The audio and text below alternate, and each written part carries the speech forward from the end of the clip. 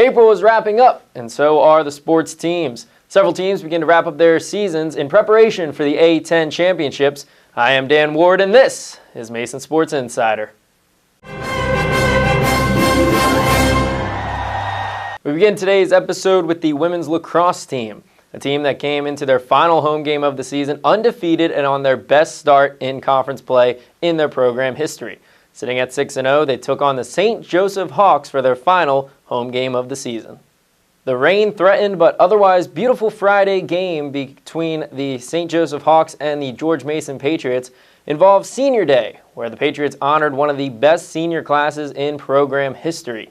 Seniors Taylor Altamari, Alexa McGovern, Jordan Sedanowicz, Melissa Lobacaro, and Brooke Lorber were recognized for their great achievements and tremendous careers with Mason.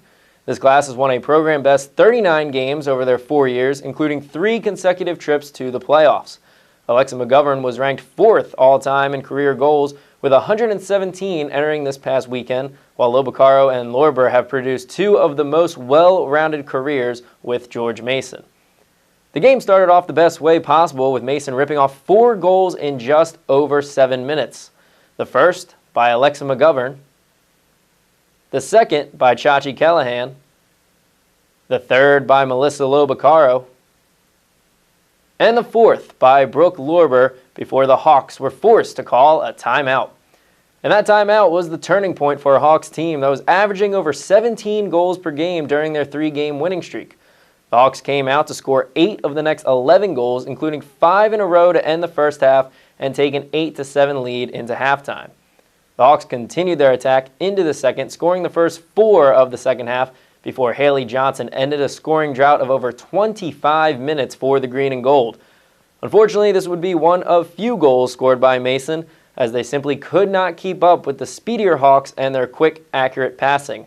St. Joe's easily defeated the Patriots, scoring a season-high 20 goals en route to the 20-10 victory, handing Mason their first conference loss in the process.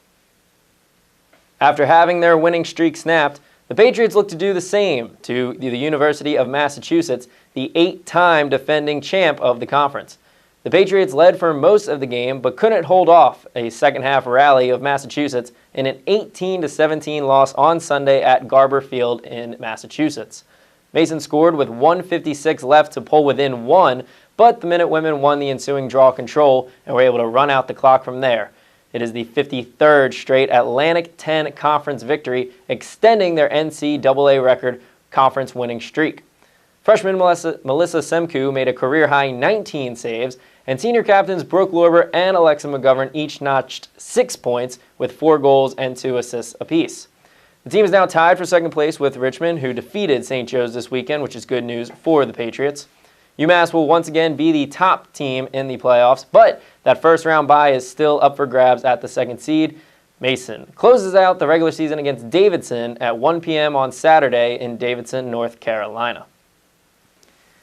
But now let's move on to the Diamonds. Last week we talked about both teams riding 5- and 6-game winning streaks into last weekend, but how did they fare against the St. Bonaventure Bonnies?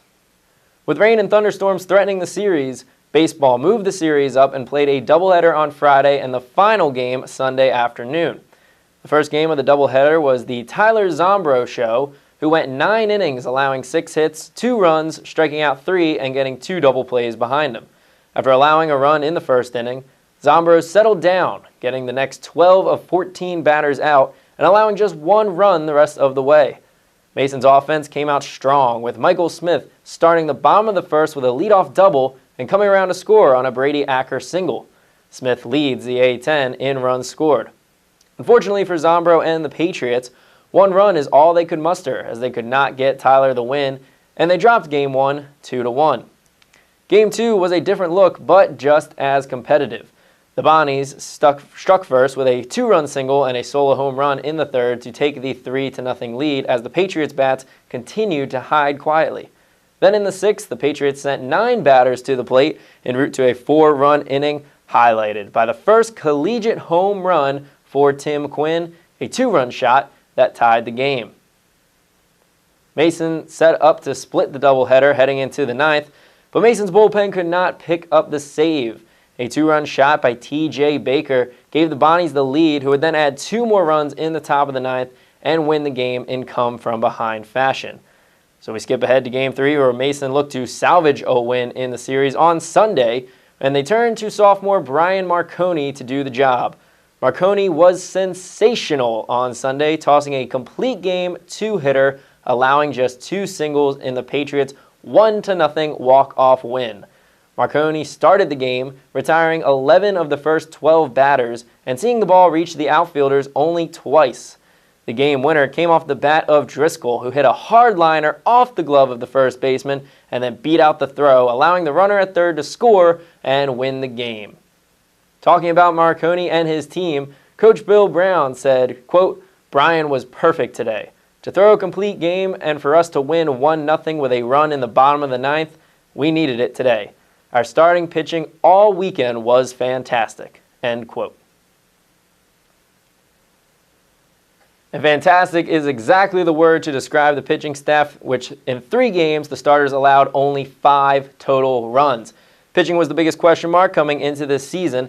This weekend the starters certainly did their job. Had the bats been a little bit more lively, Mason could have easily won the series and possibly even gotten the sweep. The Patriots are back on the diamond Wednesday, April 26th, when they host William & Mary in non-conference action. Then they will travel to Richmond this weekend for a 3-game series against the Spiders. Now on the other diamond, the softball team rode a 6-game winning streak into 5 conference games last week.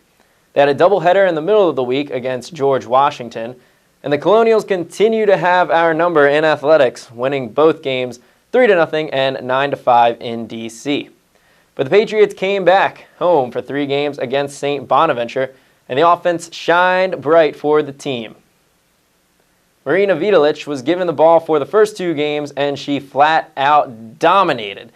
2 complete games, throwing 14 innings, allowing just 6 hits in each game, 3 total runs, and striking out 15 batters while only walking 3.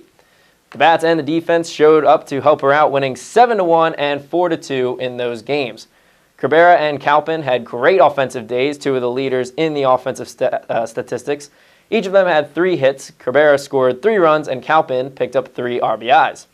Game 3 was an all-around dominating performance by the Green and Gold, who won 8-0 in just 5 innings, completing the sweep.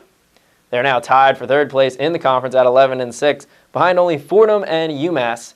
And they next play Wednesday versus Georgetown, and then at St. Louis this weekend.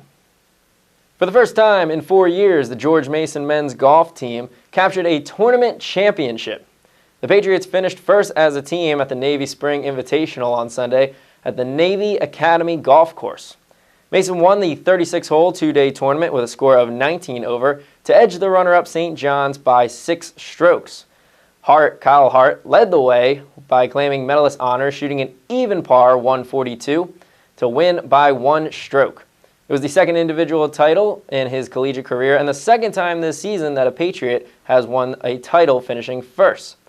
The Patriots now close out the regular season in the A10 Championship this Friday through Sunday at the Villas of Grand Cypress in Orlando, so headed down to Florida.